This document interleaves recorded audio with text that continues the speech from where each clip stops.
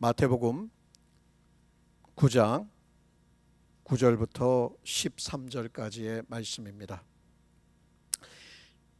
9절, 예수께서 그곳을 떠나 지나가시다가 마태라 하는 사람이 세간에 앉아 있는 것을 보시고 이르시되 나를 따르라 하시니 일어나 따르니라.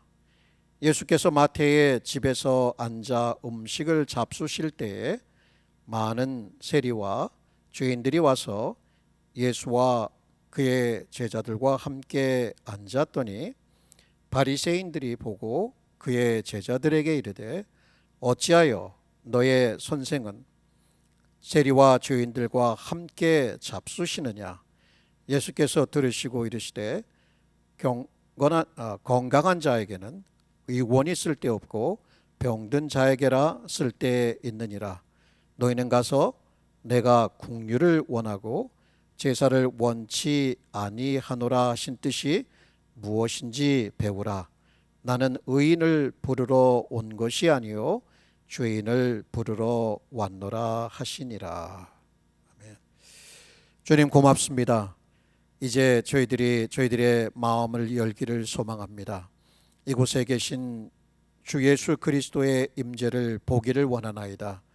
이제 주님의 음성이 저희들의 영혼에 울려지기를 원합니다. 살아계신 성령이시여 교회 가운데 계실 뿐만 아니라 그를 아는 모든 백성들의 마음 가운데 있는 줄 아오니 오늘도 이 말씀을 통해서 하나님의 뜻을, 하나님의 마음을 읽게 하여 주옵소서. 예수님의 이름으로 기도합니다. 아멘.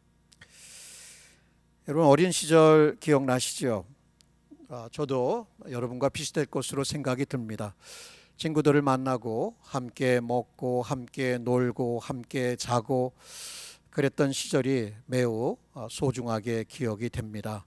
그때는 친구들이 삶의 모든 것이라고 생각할 정도로 그들과 떼어서 삶을 살지 않았던 것으로 기억이 됩니다. 그런데 현대를 살아가는 우리들에게 그 어린 시절 친구들과의 우정, 또 함께 나누었던 영양가 없는 대화이지만 킥킥거리면서 웃었던 그 순간들, 이런 것들이 굉장히 소중하게 여겨집니다. 살아가면서 이런 어린 시절과 같은 관계를 맺을 수 있을까, 이런 의문이 들기도 하죠. 그런데 현대인들 정말 마음의 그 아픔을 혹은 상처를 얘기했을 때 있는 그대로 받아주고 정죄하지 않는 친구를 옆에 두고 있을까요? 마음의 기쁨을 얘기했을 때에 질투하지 아니하고 그대로 받아주는 사람이 있을까요? 또 마음에 또 어떤 계획을 얘기했을 때 그것을 있는 그대로 받아주며 박수를 쳐주며 너는 할 수 있어 라고 이렇게 격려해주는 친구가 있을까요? 아마 많지는 않을 겁니다. 그래서 그런지 마음의 외로움과 공허함을 달래기 위해서 오늘날에는 우리에게 가까이 머무는 것들이 있죠. 영상이 그렇고요, 유튜브가 그렇고요, 또 핸드폰이 그래요, 영화가 그래요. 어찌 보면 그런 것들을 모두 잘못됐다라고 부정하려고 제가 얘기를 하는 것이 아니라 친구가 없어도 충분히 그런 것과 더불어서 살아갈 수 있는 그런 시대가 되었어요. 그런데 문제는 우리 영상에 나오는 그 장면이 혹은 핸드폰이 우리를 사랑할 수 있을까요? 우리의 죄를 용서할 수 있을까요? 그렇지 못하다는 거예요. 그래서 오늘 본문에 보면 그 본문에서 예수님께서 회개로 부르셨어요. 그래서 마태는 자기 있는 모든 것을 버리고 그를 따라 나섰더라. 우리는 지난주에 그래서 죄로부터 돌이켜서 예수님을 따르라, 이런 메시지를 생각해 보았습니다. 그런데 메시지는 거기서 멈추지 않습니다. 회개로 부르셔서 믿음으로 반응을 했다면 그 다음에 이어지는 것이 바로 무엇이냐면 예수님과의 교제입니다. 예수님은 멀리서 우리의 죄를 용서하시는 분이 아니라 우리 가까이 오셔서 죄인들과 함께 앉으시고 식사하시고 교제를 나누시는 분이다. 바로 이 부분인 거예요. 그래서 저는 첫 번째 그 큰 대지를 여러분 기억하실지 모르겠지만 예수님은 회개로 부르시는 의사이시다. 그래서 우리는 그분을 따라가야 한다. 회개하고 따라가야 한다. 뭐 이런 메시지를 살펴보았죠. 오늘도 보게 되면 사실 우리들에게 있어서 정말 우리들의 마음을 온전히 터놓고 얘기할 수 있는 그런 친구가 없다가 보니까 교회 생활하는 크리스찬들인 경우에는 열심히 봉사하면 돼. 열심히 내가 뭔가를 하면 그런 것들이 하나님의 사랑을 더 깊이 경험하고 더 깊이 받을 수 있고 은혜를 더 깊이 받을 수 있어라고 하는 어떤 종교 생활 쪽으로 포커스를 맞춰서 가는 경우가 많습니다. 교제는 잃어버린 가운데. 그래서 오늘 주제는 예수님과 교제를 가지세요라고 하는 거예요. 그럼 세 가지 면에서 한번 살펴보도록 하겠습니다. 첫 번째는 예수님과의 교제는 회개의 열매이다라고 하는 거예요. 본문에 아주 짧죠. 놀라운 장면이 나타납니다. 예수께서 거기서 떠나 지나가시다가 마테라 하는 사람이 세간에 앉은 것을 보시고 이르시되 나를 따르라 하시니 일어나 따르니라. 자, 누구를 보았어요?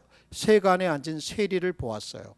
그런데 종교인들은 누구를 보았습니까? 거기에서 세리가 아닌 매국노를 보았던 거예요. 예수님은 단순히 그의 직업을 본 것이 아니라 그의 영혼을 보았던 거예요. 여러분, 이런 것들이 왜 중요할까요? 사람들은 세리라니까 매국노요, 또 반역자요, 자기의 배만 배부르게 하는 부정한 사람이라고 그를 낙인 찍었지만 예수님은 그를 보셨고 또 그를 찾아오셨고 그를 보셨고 그를 나를 따르라고 얘기를 했어요. 근데 놀라운 게요, 그 나를 따르라고 했을 때 이 세리 마태가 모든 것을 버려두고 예수를 따라 나섰더라. 바로 이게 뭐냐면 예수님의 그 부르심에 내가 믿음으로 반응하는 것이 회개다라고 하는 거예요. 그런 이런 회개가 어떻게 이루어졌을까? 우리는 궁금하죠. 사람들은 여기서 뭐 특별히 바리새인 같은 경우들은 그를 죄인으로 여겼고 그와 함께하는 것을 부정한 여겼기 때문에 그의 과거, 그의 현재가 죄였고 그를 정죄하기 쉬웠어요. 그런데요, 예수님은 죄인에게 오셨어요. 단순히 정죄하기 위한 것이 아니라 오히려 자신을 화목제물로 드려서 하나님과 화목해 하고 교제케 하기 위해서 오셨다는 거예요. 바로 그것을 이룬 사건이 뭐예요? 예수 그리스도의 십자가였고 예수 그리스도의 복음이었던 거예요. 우리는 이 스토리를 통해서 다른 것을 발견하는 것이 아니라 바로 복음의 한 장면을, 복음의 한 그림을 생생하게 보고 있는 것입니다. 여러분 어떠십니까? 여러분은 회개했을 때 그 다음으로 이어진 것이 예수님과 교제를 나누는 것으로 가셨는지요? 여기 세리 마태는 예수님을 어디로 모십니까? 자기의 집을 활짝 열고 자기의 집에서 큰 잔치를 배설해서 예수님을 모셨어요. 그곳에서 무엇이 이루어졌을까요? 예수님과 대화하고 함께 웃고 예수님과 함께하는 그 시간들, 바로 그것이 교제예요. 그렇기 때문에 회개한 사람에게 반드시 나타나야 되는 것이 있다면 그것은 살아계신 하나님과의 끊이지 않는 교제라고 하는 것입니다. 예수님께서 단순히 멀리서 우리의 죄를 지적만 하시지 않으셨어요. 오히려 우리 가운데 오셔서 우리의 죄를 담당하셨고 그리고 하나님과의 교제를 회복하셨다. 이것이 바로 복음이요, 이것이 바로 십자가가 증거하는 것이다 라는 것입니다. 여러분, 어린아이가, 우리도 어린아이일 때 많은 잘못을 하죠. 큰 잘못을 저지르면 마음이 어때요? 불안해요. 아버지가 올 때 어떻게 해요? 굉장히 불안해하죠. 그런데 엄마가 이제 아들이 낮 시간에 잘못한 것을 이모저 이렇게 얘기를 하니까 아버지가 들어오셨어요. 아무 말 하지 않아요. 이름을 불러요. 그리고 여기 와서 앉아. 같이 식사하자. 그리고 아무 말 없이 식사를 합니다. 그런데 그 식사가 무엇이었을까? 이 식사를 통해서 아버지는 무슨 메시지를 전하고 있었을까? 너는 여전히 내 아들이야. 네가 실수할 수 있고 넘어질 수 있어. 그러나 책망을 앞서서 거기에 회복, 사랑의 회복이 따라오고 있었던 거예요. 그것이 먼저 있었을 때에 이 아들은 함께 식사하는 것을 통해서 아버지가 나를 여전히 받아주고 있구나, 아버지, 나는 여전히 아버지 아들이구나 라고 하는 것을 아버지는 그 아들에게 알려주셨던 거예요. 여러분, 있는 모습 그대로 세리가 나왔지 않습니까? 그러면 오늘 한번 여러분에게 묻겠습니다. 여러분, 예수님께 나오실 때 내가 조금 이렇게 좀 해서 이런 모습을 갖추고 난 다음에 나가야 되지 않을까? 뭐 이런 생각을 품으실 수도 있을 것 같아요. 전혀 그렇지 않아요. 세리가 죄를 다, 세리 뭐 그런 모든 직업 다 정리하고 내가 그래도 괜찮은 모습으로, 하나님을 보시기에 기뻐하시는 모습으로 하나님께 나왔다, 예수님께 나왔다, 이거 아닌 거예요. 그냥 있는 모습 그대로 나왔어요. 부르심에 응답했던 거예요. 그 부르심은 은혜였던 것이고 그 은혜에 믿음으로 반응했던 것이다. 그러므로 우리가 알 것은 회개의 열매, 바로 회개 후에 맺혀지는 것이 하나님과의 교제라는 거예요. 그러면 여러분, 주 예수 그리스도의 이름으로 여러분 회개하셨죠? 그럼 회개하신 후에 매일같이 주님과 교제는 어떻게 나누고 계십니까? 주님과 식탁에 앉아서 주님 앞에 식사를 주신 주님 앞에 감사의 기도를 드리실 것으로 압니다. 그러나 그 기도가 형식적인 것에 그치고 끝난다면 개걸스럽게 혹은 음식을 먹는 것에 바쁠 수도 있을 것 같아요. 그러나 늘 이렇게 생각하는 것, 머릿속에 생각하는 것은 주님이 나와 늘 함께하고 있구나. 그래서 그분과 함께 시간을 보내는 것, 이 귀한 시간을 그 어떤 것보다도 앞세우고 가장 큰 복으로 여기며 그것을 잃지 않는 삶, 회개한 후에 반드시 있어야 되는 것입니다. 그게 이루어지지 않는다면 우리는 예수님의 부르심에, 회개하라는 부르심에 응답은 하실 수 있지만 그 후에는 남는 것은 나의 노력과 나의 의무감과 책임감, 이것으로 교회 생활을 하고 삶의 무게를 지탱하려고 할 때 여러분은 견딜 수 없을지도 모릅니다. 예수님께서 말씀하십니다. 나를 따르라. 그러면 즉시로 따라 나서는 것, 그것이 회개이고 방향을 바꾸는 것이니까, 주인이 바뀌는 것이니까. 그러나 그 후에는 그 주인과의 교제가 있고 단순히 주인이 아닌 친구와 친구로서의 교제가 이어진다는 것을 기억할 필요가 있습니다. 자, 그다음에 이제 두 번째는 이 예수님과의 교제가 회개의 열매다라고 했으면 그 두 번째는 뭐냐면 예수님과의 교제는 삶을 변화시킨다는 거예요. 그러면 이제 한번 생각해 봐요. 여기서 예수께서 마태의 집에서 앉아 잡수실 때에 많은 세인과 죄인들이 와서 예수님과 그 제자들과 함께 앉았더라, 이렇게 얘기를 해요. 이 장면을 통해서 좀 몇 가지를 여러분과 함께 나누고 싶어요.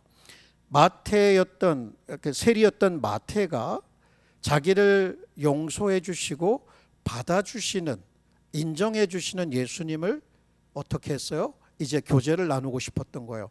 그러니까 단순히 어떤 큰, 누가복음에 큰 잔치를 배설하였다라고 하는 것이 그냥 식사 자리를 의례상 만든 것이 아니라 마태는 정말 고마웠어요. 고마워하지 않을 수가 없어요. 사람들은 손가락질하고 정죄하기에 바빴지만 예수님은 정죄하지 아니하시고 그를 받아주시고 있는 그대로 받아주셨을 뿐만 아니라 용납해 주셨다는 거예요. 이 당시 유대인들이 이렇게 식사를 나눈다는 것은 그냥 밥 먹는 자리가 아니라 이런 자리인 거예요. 나는 당신을 받아들입니다. 나와 당신은 하나입니다. 나는 당신과 교제를 나누고 당신과 관계를 맺고 싶습니다 라고 하는 것을 상징적으로 얘기하는 자리가 바로 식사의 자리였던 거예요. 그러니까 세리였던 이 마태의 입장에서는 자기를 받아주시는 그 예수님께 어떤 마음이 먼저 들었을 것 같습니까? 여러분이 만약 마태라고 한다면 저는 충분히 굉장히 고마움이 느껴졌을 것 같아요. 나를 인정해 주셔, 나를 받아주셔, 나의 미래를, 내가 앞으로 어떻게 살아갈지 나는 잘 모르지만 예수님께서 나의 미래를 열어주시고 나와 함께하는 삶으로 나가시는 그것을 굉장히 고마워하고 감사했을 것이라는 생각이 들어요. 그리고 더불어서 여기에 보면은 이 큰 잔치라고 그랬는데 이 큰 잔치는 단순히 그냥 식사 자리 이상의 기쁨의 잔치였던 거예요. 얼마나 기뻤겠습니까? 그렇기 때문에 자기는 혼자 그 기쁨을 가지려고 하지 않고 친구들, 같은 세리들, 많은 죄인들을 그 자리로 불러 모아서 그 자리가 더욱더 값지게, 그리고 더 나아가서 자기가 받은 그 예수님의 사랑, 죄 용서함의 사랑을 혼자만 나누는 것이 아니라 여기 내가 만난 예수님이 여기 있어, 그분이 여기에 오시니까 너희들도 그분의 말씀을 받아보고 그분을 들어봐, 그분과 함께 시간을 보내봐. 이게 뭐예요? 결국은 사랑 아닙니까? 감사하는 마음이 있었을 것이고 큰 잔치를 통해서 그는 마음에 있었던 기쁨을, 예수님을 향한 그 기쁨을 표현했을 것이고 또 예수님을 향한 그 사랑을, 그리고 또 더 나아가서 함께 친구들을, 동료들을 불러 모아서, 세상 사람들은 후에 어떻게 너의 선생이 이 죄인들과 세리들과 밥을 먹지? 이렇게 정죄의 화살을 쏘았지만 그러나 예수님은 그렇지 않았던 거예요. 이런 것을 통해서 볼 때 삶을 변화시킨다는 것은 예수님과의 교제가 이루어질 때에 그 후에 결과로서 맺혀지는 열매다라는 것을 알 수가 있어요.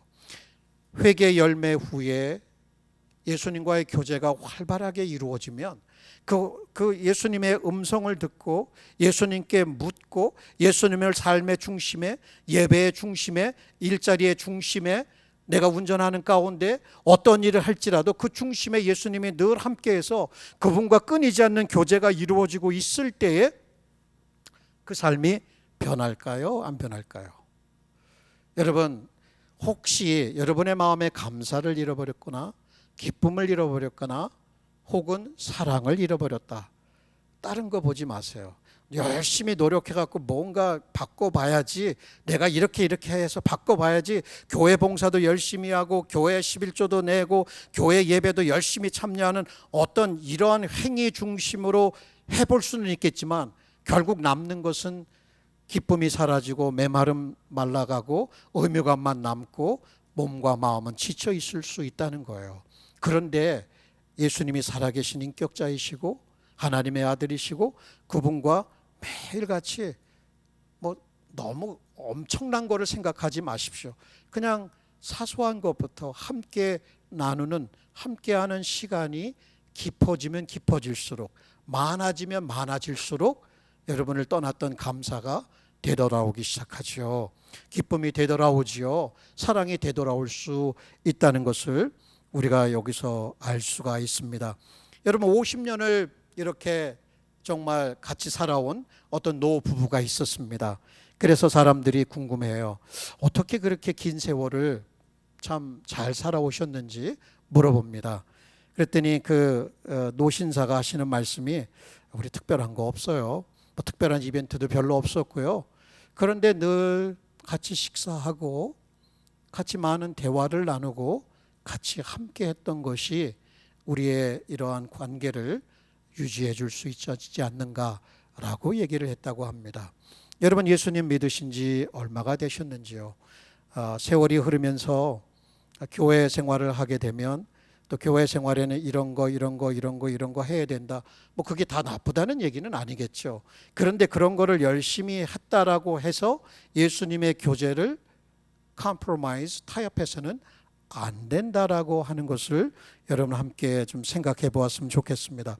예수님과의 교제라고 하는 것이 특별히 대단한 것이라기보다는 말씀을 펼쳤을 때 거기서 예수님 음성을 들을 수 있고 예수님의 마음을 배울 수 있는 것, 이거 굉장히 소중한 거 아닙니까? 기도를 할 때 단순히 의무감으로 나 기도해야 돼, 이 시간 가서 기도해야 돼, 보통 그렇게 하는 경우 저도 해봐서 아는 거잖아요. 그러니까 여러분도 그런 경험이 있을 거라고 생각이 듭니다. 그런데 그 기도의 그것을 의무감으로 접근하지 말고 예수님과 대화하는 시간으로 그냥 허물없이 그렇게 한번 대화하는 시간을 기도의 시간으로 가져보세요. 처음에는 1분이 될 수 있고 5분이 될 수 있을 거예요.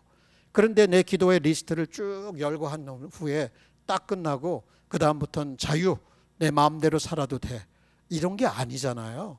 그러니까 순간순간 때때마다 예수님께 묻고 또 그 음성에 귀를 기울이는 어떤 이런 것들이 예수님과의 사귐이 아닌가, 예수님과의 교제를 원활하게 해주는 것이 아닌가. 우리 예배 드리고 있지만 이 예배 시간도 어떻게 보면 이 시간 10시 45분에 모여, 그리고 또 끝나면은 뭐 한 12시쯤 가까이 돼서 끝나, 그리고 밥 먹고 또 우리 끝나면 그냥 가는 거야, 뭐 이런 식의 그런 어떤 것보다는 이 예배의 중심에 예수님께서 계시고 하나님께서 계시고 그분을 기뻐하고 그분을 즐거워하는 시간이 예배지, 뭐 이렇게 좀 생각을 바꿔서 접근을 해보면 여러분 예수님과의 교제가 더 풍성해질 수 있을 것이고, 그것이 더 풍성해지면 질수록 여러분 삶 속에서 거룩함을 이루어갈 수 있을 것이고 예수님을 더 닮아갈 수 있을 것이에요. 왜?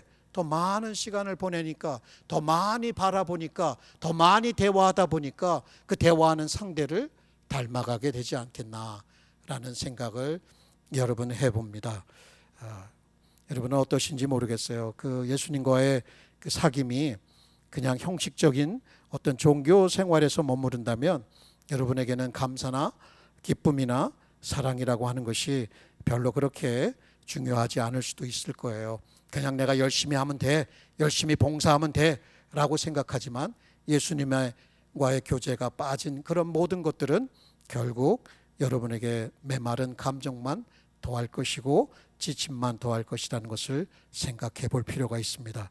그러므로 다른 것 하지 마시고 예수님께 오늘 나오셨습니다. 바로 이 자리에서 그분과 함께 시간을 보내시고 또 그분이 우리의 삶을 기쁨과 또 감사와 기쁨과 사랑으로 변화시키는 그 변화를 한번 맛보실 수 있기를 소망합니다.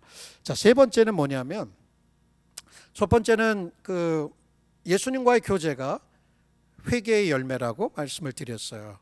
그 다음에 우리가 그런 어떤 예수님과의 교제를 갖게 되면 그것이 우리의 삶을 어떻게 변화시키는가에 대해서 어떤 한 단면을 우리가 살펴보았습니다. 이제 세 번째는 그럼 예수님과의 교제는 무엇 위에 세워지는가? 바로 이 이슈예요. 예수님과의 교제는 긍휼의 은혜 위에 세워집니다.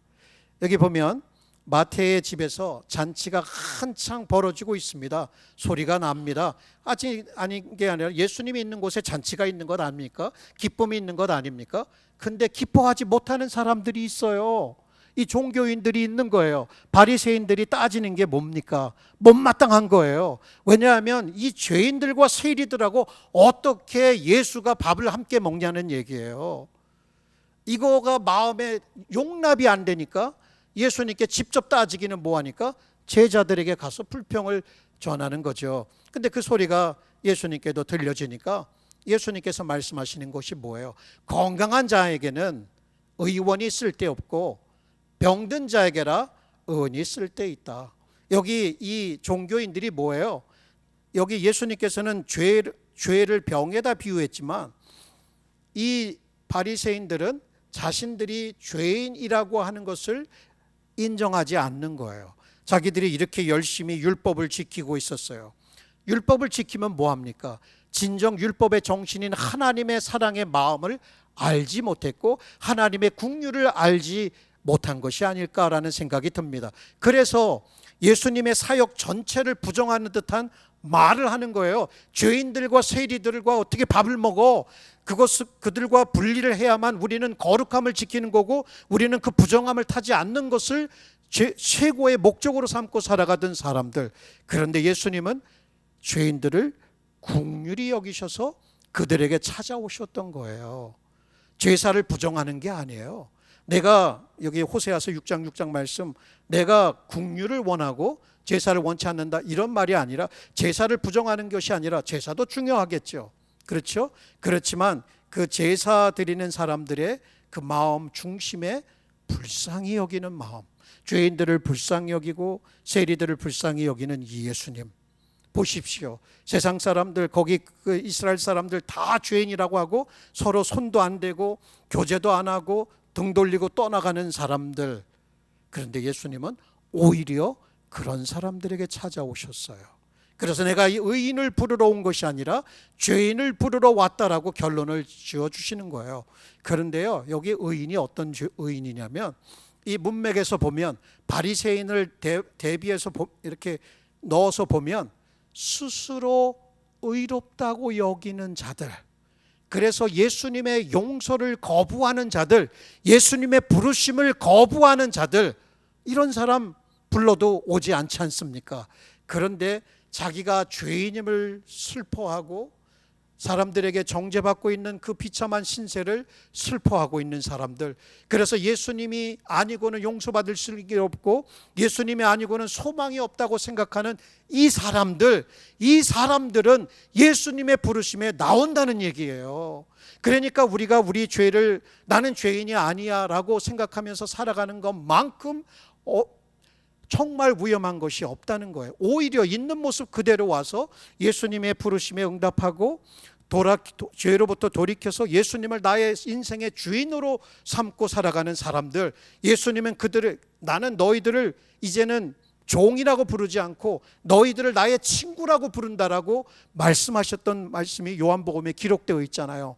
그러니까 예수님은 이런 마태복음의 어떤 단순한 식사가 아니라 이 식사는 무엇을 보여주는 것이냐면, 예수님께서 최후의 만찬의 제자들과 함는 그 식사 자리를 보여주고, 이 최후의 만찬은 이제 천국에 서 있게 될 어린 양의 혼인잔치의 그 식사 자리를 보여주는 것 같은 거예요. 이게 하나님과 회복된 자, 회개를 통해서 회복된 자들이 영원히 누릴 하나님과 함께하는 삶이다라고 하는 거예요. 거기에는 잔치가 있으니까 기쁨이 있겠죠, 감사가 있겠죠, 사랑이 있겠죠. 바로 이렇게 예수님의 긍휼을 의지하는 사람들, 이런 사람들에게 예수님과의 교제의 문은 활짝 열려 있다는 거예요. 여러분, 그 마태복음 7장에 보면 그 한 부정한 여인, 죄인 취급받는 여인의 이야기가 나옵니다. 바리새인 시몬이요, 예수님께 식사하자고 초대를 해요. 그런데 그 동네에 그러니까 그 안 좋게 소문이 난 어떤 한 죄인 된 여자가 예수님께 와요. 그 뒤에서 눈물을 흘리면서 그 눈물방울이 예수님의 발에 뚝뚝뚝뚝 떨어집니다. 그때 자신의 머리로 예수님의 발을 닦아요. 그리고 난 다음에 자기가 가져온 향유를 깨서 거기에 붓는 거예요. 바리새인이 뭐라 그랬는지 알아요? 이 사람이 선지자면 저 사람이 어떤 사람인지를 알았을 텐데 라고 딱 마음에 이렇게 품고 있는 거예요. 그랬더니 예수님께서 아시지 않습니까? 얘야, 너는 내가 여기 올 때 발 씻을 물조차도 주질 않았지 않니? 그런데 이 여인은 자기의 눈물로 내 발을 씻겨주고 거기에 향유를 부었지 않니? 그 스토리의 핵심은 이거예요. 많이 사함을 받은 자는 많이 사랑한다는 거예요. 이 여인이 예수님을 사랑해서 그 예수님을 알아보고 하나님의 아들로 알아보고 사랑했기 때문에 용서해 주신 게 아니에요. 있는 모습 그대로 받아주시는, 그 용납해 주시는 예수님의 그 긍휼하심을 알았던 여인이었던 거예요. 그러니 어떻게 사랑하지 않을 수가 있어요. 중요한 것은 이렇게 우리가 어떤 일을 행해서 우리의 어떤 공로로 우리가 예수님과의 교제의 길이 열린 것이 아니라, 예수님이 우리를 긍휼히 여겨 주셨기 때문에, 우리를 용납해 주셨기 때문에 그 교제의 문이 활짝 열려져서 우리는 언제든지 은혜의 보좌 앞에 나아가서 그분과 교제할 수 있다라고 하는 거예요. 여러분, 혹시 여러분의 공로, 무엇이 공로가 될 수 있을까요? 우리 교회 생활하는 데 있어서 공로가 있다면 이건 내가 열심히 해서 내가 이렇게 했으니까 하나님께서 나는 받아주실 수밖에 없다라고 혹시 생각하고 있다면 굉장히 큰 착각입니다. 여러분이 교회 생활 열심히 해서, 기도 생활 열심히 해서, 남들보다 더 많은 섬김을 해서 귀한 일이죠. 그걸 부정하는 게 아니에요. 그러나 그 어떤 것도 예수님과의 교제를 나누는 그 공로 혹은 근거가 되질 않아요. 혹시 그런 것을 통해서 예수님을 기쁘시게는 할 수 있을지도 몰라요. 정말 예수님을 사랑하는 마음으로 행했을 때에. 그러나 그것이 단순한 의무감으로 했을 때에는 그렇지 않다는 거예요. 여러분, 기도도 의무감만으로 했을 때 거기에 무슨 기쁨이 있어요? 빨리 끝내고 내가 일 끝내고 다른 일 봐야지. 예배도 마찬가지고 말씀 읽는 것도 마찬가지 아닙니까? 그런데 그런 말씀을 읽고 기도를 하고 삶의 중심에 예수님을 모시는 이런 모든 것들은 예수님과 풍성한 나눔, 그 시간을 나누고 함께 앉아서 마음을 나누고 생각을 나누고 기쁨을 나누고 계획을 나누고 모든 것을 나눌 수 있는 이러한 친밀한 이 교제, 이것이 여러분의 삶의 기쁨의 원천이 될 수 있고 여러분의 삶을 변화시킬 수 있고 그렇게 할 수 있는 근거는 여러분의 공로가 아니라 예수님의 사랑이요 예수님의 긍휼하심이다라고 하는 것을 우리는 이 말씀을 통해서 다시금 살펴볼 수가 있습니다. 여러분, 이제 설교는 끝을 맺어 갑니다. 여러분, 오늘 세 가지를 살펴보았어요. 마태복음 9장 9절부터 13절의 말씀을 통해서 예수님께서 죄인을 자신의 교제로 부르시는 그 식사 장면을 생각해 보았습니다. 예수님 마태를 부르셨고 마태는 믿음으로 회개하고 응답하였습니다. 세간을 떠나서 예수님을 따랐다는 것이죠. 그런데 이 따라 나선 이 마태의 삶 변했어요. 그 변함의 증거가 뭡니까? 자기의 진문을 활짝 엽니다.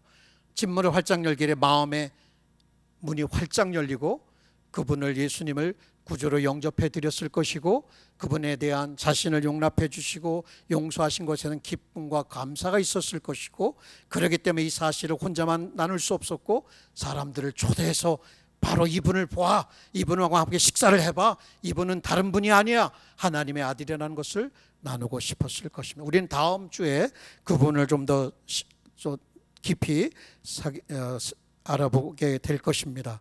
자, 그렇다면 여러분, 이러한 교제 여러분 매일같이 나누고 있으십니까? 존 맥아들 목사님이 이런 말씀을 하셨어요.